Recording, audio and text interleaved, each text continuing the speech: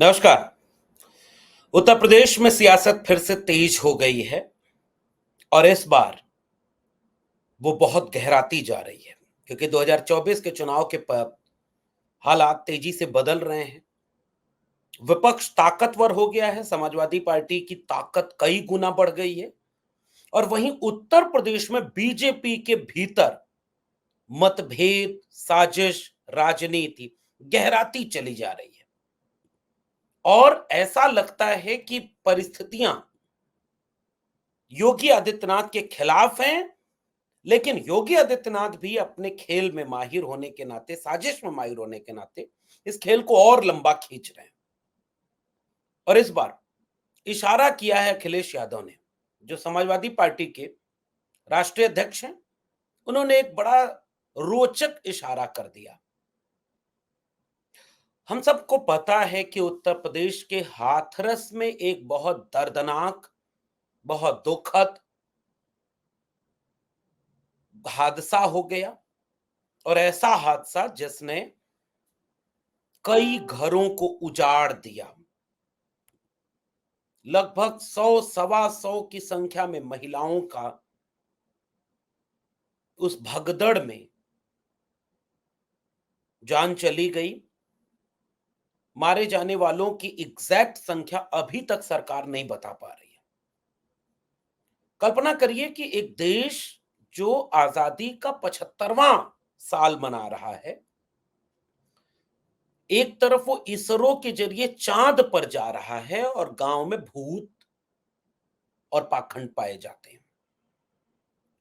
वो गरीबी और भुखमरी में बदहाल, अशिक्षित, चेतना से विहीन एक बहुत बड़ी आबादी लिया हुआ है देश।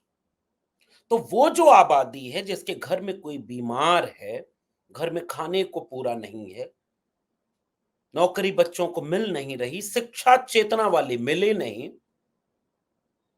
उनकी बदहाली, परेशानी दूर करने की जिम्मेदारी चुनी हुई सरकारों के ऊपर थी। जिसकी जेब में पैसा नहीं, उसके भी बच्चों को अच्छी शिक्षा और सजग और चेतना संपन्न मस्तिष्क मिले, ये लोकतांत्रिक देश में जिम्मेदारी सरकार की है। जिसकी जेब में पैसा नहीं, उसे अच्छा इलाज मिले। जब वो हॉस्पिटल जाएं तो इस बात से उन्हें इलाज न मिले कि उनकी जेब में पैसा है कि नहीं है, इस बात से इलाज मिले कि वो जिंदा नागरिक हैं कि नहीं इस देश के। लेकिन आप औकात, कोट अनकोट, आपकी जेब से तय होती है। इसलिए अमीरों की दुनिया अलग है साहब। वो भजन करें, भगवान के यहाँ जाएं, वो लड्डू गोपाल बीमार हैं उनको लेकर के रील्स बना लें, उनको खाना खिलाएं, वो सब कुछ जायज है। गरीब, कमजोर, दुखी, मजबूर अपनी बेबसी, अपनी लाचारी वो लेकर सरकार के पास जा नहीं पाता, क्योंकि नागरिक बोध की ट्रेनिंग इस देश ने दी नहीं अपने नागरिकों को कि तुम्हारे इस हाल का दोषी तुम नहीं हो, तुम्हारा पूर्व जन्म नहीं है, तुम्हारे कर्म नहीं है, निकम्मी सरकारें हैं जिनकी जिम्मेदारी है, क्योंकि वही सरकारें लाखों करोड़ों रुपए दे करके कुछ लोगों को दुनिया के अमीरतम आदमी बना रही है और तुम्हें गाजर मूली की तरह पशुवत जीवन जीने पर मजबूर कर रही है। ये चेतना तो मिली नहीं कि एक जन क्रांति हो। तो चेतना है नहीं कि वो सवाल पूछें किससे। वो दोषी अपने आप को मान लेते हैं। बीमारी, बदहाली, कंगाली, भुखमरी और चेतना है नहीं, तो वो सब किसी न किसी बाबा की शरण में चले जाते हैं और बाबाओं का अपना खेल है। तो जो अमीर लोगों के बाबा हैं, जो सत्ताधारी दलों के पक्ष में माहौल बनाते हैं, उन बाबाओं के सब कुछ मिलेगा आपको, एकदम 3 स्टार, 4 स्टार, 5 स्टार। भले ही वो कितना पाखंड बनाए, भले ही झूठ, मजाक, उपहास करे वो बाबा, दिन रात इस देश के विज्ञान और तकनीकी का, सामान्य मानव बोध का उपहास करें, मजाक उड़ाएं, मस्खरी करें। कोई जंतर से ठीक कर दे रहा है, कोई मंत्र से ठीक कर दे रहा है, फिर हॉस्पिटल की जरूरत क्या है? सब कुछ तो बाबाओं के जरिए चल रहा है। हर धर्म में ऐसे पाखंडी लोग मिल भी जाएंगे। लेकिन आपको पता होना चाहिए कि देश में हॉस्पिटल की जरूरत होती है। इसलिए यह खबर बड़ी महत्वपूर्ण हुई कि हाथरस में जब भगदड़ मची और वहां के जिला अस्पताल में भाग करके लोग पहुंचाए गए। और याद रखिएगा, वो निजी अस्पतालों में कम पहुंचाए जाते हैं, जिला अस्पताल, सरकारी अस्पताल में पहुंचाए जाते हैं। और आप तो सरकारी अस्पताल के नाम पर वोट तो देते नहीं, स्कूल के नाम पर वोट, सरकारी स्कूल सरकारी शिक्षा के नाम पर वोट तो देते नहीं, पढ़ाई कमाई दवाई सिंचाई पर आप वोट तो देते नहीं, तो सरकार आपको उसका कोई काम भी नहीं देती। जिसके लिए आप वोट देते हो, हिंदू मुसलमान ये वो, वही सब मिलता है। तो जब आप बीमार होगे कोरोना से लेकर आज तक, तो सरकारी अस्पताल में जाओगे, ये बात याद रखना। और देश के सबसे बर्बाद हालत में सरकारी स्कूल, सरकारी हॉस्पिटल, सरकारी संस्थाएं, ताकि जब ये बर्बाद होंगी तभी प्राइवेट खुलेगा और उसका व्यवसाय आगे बढ़ेगा। ये साजिश होती है। वहां गए तो न ऑक्सीजन, न डॉक्टर, न कुछ भी, सब कुछ भगवान भरोसे, उसी भगवान के भरोसे। लिखा होगा तो मर जाएंगे, इसमें क्या कर सकते, वैसे भी मर रहे हैं। जब जिंदगी इतनी पहाड़ लगने लगे कि मौत सहज हो जाए, तो एक जिंदा समाज को जरा इस पर विचार करना चाहिए कि वह अपने नागरिकों को क्या दे पाया है। यही अंधविश्वास, यही पाखंड। ये कबीर का देश है, मैं बार बार कह रहा हूं, ज्ञान और चेतना का देश है, मूर्खता और अंधविश्वास का देश नहीं है। नींबू मिर्चा टांगने से अगर नजर उतर जाती तो भारत दुनिया में सबसे ऊपर होता। हैप्पीनेस इंडेक्स से लेकर के अर्थव्यवस्था में नीचे गिरता जा रहा है। हम आगे तब बढ़ेंगे जब अच्छे स्कूल बनेंगे, अच्छे हॉस्पिटल बनेंगे, सड़कें बनी तो लोग दौड़ने लगे, स्कूल बने तो लोग पढ़ने लगे, थानों में पुलिस है तो आपके खिलाफ अगर कोई अन्याय है तो सुनवाई होगी, न्यायालय है तो कार्रवाई होगी। आपको ये सारी सिस्टम बना हुआ है तो आपको शिक्षा रोजगार मिलेगा। किस्मत और इन सब चीजों से नहीं है, सीधा सीधा इसका ऑब्जेक्टिव फॉर्मूला है। इसलिए सरकारी अस्पताल है तो गरीब वहीं जाएगा। और अगर गरीब जाएगा तो क्या नए सरकारी अस्पताल बनाए जा रहे हैं? क्या उसमें ऑक्सीजन सिलेंडर हैं, डॉक्टर हैं, दवाइयां हैं? जितनी आबादी पर जितने डॉक्टर होने चाहिए उतने डॉक्टर हैं कि नहीं है? एक दुर्घटना जितनी सरकार की पोल खोल देती है कि गरीब कमजोर मजलूम अगर कहीं इकट्ठा हो गया तो वहां पुलिस प्रशासन की जिम्मेदारी ही नहीं है, भगदड़ हो जाए, मर जाए लोग। दो चार छोटा मोटा कोई अधिकारी सस्पेंड हो जाएगा, कुछ दिन बाद बहाल हो जाएगा। आम जनता के जान की कीमत क्या है? और अस्पताल अगर नहीं है तो अब होगा क्या, सरकार क्या कर रही है? ऐसे में अखिलेश यादव, उन्होंने एक बड़ा राजनीतिक सवाल कर दिया, टिप्पणी कर दी। जाने कौन सा ऑक्सीजन ढूंढ रहे हैं उत्तर प्रदेश के शिक्षा स्वास्थ्य मंत्री, स्वास्थ्य मंत्री जो उत्तर प्रदेश के हैं, वो जाने कौन सी ऑक्सीजन ढूंढ रहे हैं। और इस तरह से उन्होंने सवाल कर दिया अखिलेश यादव ने कि यह सरकार अपनी साजिशों के बीच घिरी हुई है। रोज कोई न कोई इस सरकार में इधर साजिश कर रहा, उधर साजिश कर रहा, और एक मुख्यमंत्री और दो उप मुख्यमंत्री, और जिनमें से ब्रजेश पाठक उप मुख्यमंत्री भी हैं और स्वास्थ्य मंत्री भी हैं, और उसके लिए उनके ऊपर जिम्मेदारी बनती है। अखिलेश यादव आज लखनऊ में प्रेस कॉन्फ्रेंस कर रहे थे तो उन्होंने कहा कि यह सरकार का फेल्योर है। सरकार बताए उसने कितने हॉस्पिटल नए बनवाए, कितने मेडिकल कॉलेज नए खोले।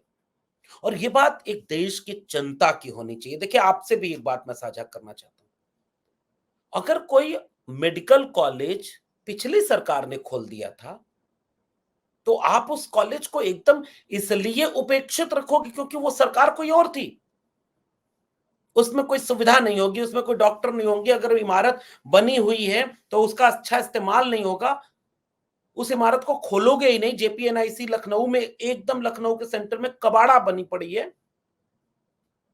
और देश की जनता कभी इन नेताओं से यह सवाल नहीं करती कि भाई तुमने नहीं बनवाया, पिछली सरकार ने बनवा दिया, तो कम से कम हमारे इस्तेमाल तो होने दो। उसको हमारे पैसे से बनवाया गया है, जनता का पैसा लगा है। सड़कें भी तो वो एक्सप्रेसवे अखिलेश यादव ने बनवाया था, उसको भी बंद करवा दोगे क्या? मेट्रो अखिलेश यादव ने चलवाई थी, उसको बंद करवा। यमुना एक्सप्रेस वे आदरणीय मायावती जी ने बनवाया था, उसको भी बंद करवा दोगे? ऐसा ये रवैया कितना तंग दिली का है, कितना अदूरदर्शी राजनीति का है। लेकिन इस उत्तर प्रदेश में कई कई मेडिकल कॉलेज, हॉस्पिटल, कई इमारतें ऐसी हैं जो पिछली सरकार में बनाई गई थी, उपेक्षा के शिकार हैं। दोयम दर्जे की वहां चीजें होती हैं ताकि क्रेडिट कोई और न ले जाए। अरे भाई, आप काम करो, आप क्रेडिट ले जाओ, और दूसरा अगर काम करेगा तो क्रेडिट लेगा, आपके रोकने से बचेगा भी नहीं। इसलिए अखिलेश यादव ने यह सवाल आज दागा। कितने medical hospital, medical college, hospital BJP की सरकार ने बनाए? और यह चिंता इस देश के समाज की होनी चाहिए, आपकी होनी चाहिए। और अब वो राजनीतिक पहलू, जिसमें अखिलेश यादव ने यह टिप्पणी कर दी कि लगता है यहां के स्वास्थ्य मंत्री खुद ऑक्सीजन ढूंढ रहे हैं। कौन सा ऑक्सीजन, कौन सी दवाई चाहिए उनको? सत्ता की दवाई। उत्तर प्रदेश में सब तरफ ऐसा लगता है खुली तरवालें घूम रही हैं। योगी आदित्यनाथ ने पिछले दिनों यह तेवर दिखाया कि आज सबसे महत्वपूर्ण बात कि हम मोदी के बाद कौन? हम। तो जो वहां लोग थे उन्होंने कहा कि नहीं भाई, अब सबसे बड़ी चीज, सबसे बड़ी चीज कि वो सारा तेवर जो उन्होंने दिखा दिया कि मोदी के बाद मैं, तो दिल्ली उनसे नाराज हो गई। और जब दिल्ली नाराज हो गई तो दिल्ली उन पर हमलावर है, चुनाव बाद इनको निपटाएंगे। फिर इन्होंने यूपी वाले ने तैयारी कर ली, उसने आपको चुनाव में निपटाया और ठीक ठाक मदद की, क्योंकि बेईमानी उस तरह से उसने की नहीं जो अपने चुनाव में वो करेंगे। तो उप मुख्यमंत्रियों को इस काम पर लगाया गया कि भाई तुम लोग क्या कर रहे हो। इसलिए अखिलेश यादव आज जब ये इशारा कर रहे थे कि ये जो स्वास्थ्य मंत्री वो पता नहीं कौन सा ऑक्सीजन ढूंढ रहे हैं, वो सत्ता की कुर्सी का ऑक्सीजन ढूंढ रहे हैं। और उत्तर प्रदेश में रोज ये कवायद चल रही है कि कैसे कुर्सी बदले, कैसे मुख्यमंत्री बदले। अनुप्रिया पटेल चिट्ठी लिख देती हैं, अनुप्रिया पटेल चिट्ठी लिखकर कहती है केंद्र सरकार तो आरक्षण में बहुत अच्छा कर रही है, राज्य सरकार ठीक नहीं कर रही। संजय निषाद मीडिया में सार्वजनिक तौर पर बोल देते हैं कि आरक्षण को जो डील नहीं किया ढंग से, वो नुकसान उठाया, वो चला गया। बीजेपी सरकार को ये देखना होगा। और खुद उनके दोनों डिप्टी सीएम ब्रजेश पाठक और केशव प्रसाद मौर्य, हो सकता है इन दोनों के बीच होड़ चल रही हो, जो अखिलेश यादव ने बहुत राजनीतिक टिप्पणी करके पूरे उत्तर प्रदेश के माहौल को गर्मा दिया। आप आम जनता के स्वास्थ्य सुरक्षा का कोई ध्यान नहीं दे रहे, और आप सबको अपनी अपनी कुर्सी की पड़ी है, अपनी कुर्सी का ऑक्सीजन ढूंढ रहे हैं। पता नहीं कहां जाना चाहते हैं, कौन सी चीज को खोजना चाह रहे हैं। और मुख्यमंत्री ज्यादा दिन वहां से बाहर नहीं निकलेंगे कि कोई उनकी कुर्सी न कब्जा ले, दूसरे कहेगा कोई उनकी कुर्सी न कब्जा ले। और उत्तर प्रदेश में कुर्सी लेके जैसा लग रहा है सब लोग भाग रहे हैं। मुख्यमंत्री शपथ ग्रहण के तुरंत बाद लखनऊ चले गए और दोनों उप मुख्यमंत्री दिल्ली ही बैठे रहे, कई दिन तक दिल्ली रहे। और बीजेपी की सरकार इन सब मामलों में कई स्तर पर बहुत ही निर्मम तरीके से फैसला लेती है। कभी चिक पकड़ा देती है, कभी कुर्सी से उतार देती है, कभी आंसू बहाते रहिए लोगों के बीच। और ये सब योगी आदित्यनाथ ने देखा था, उसी रास्ते वो भी चलते हैं। तो ये बीजेपी वाले मुख्यमंत्री कौन होगा, किसकी कुर्सी बचेगी, कौन उप मुख्यमंत्री रहेगा, कौन किसकी कुर्सी हथिया ले, इसी में लगे हुए हैं। और आम जनता के दर्द और दुख से शायद उन्हें कोई बहुत सरोकार नहीं बचा है।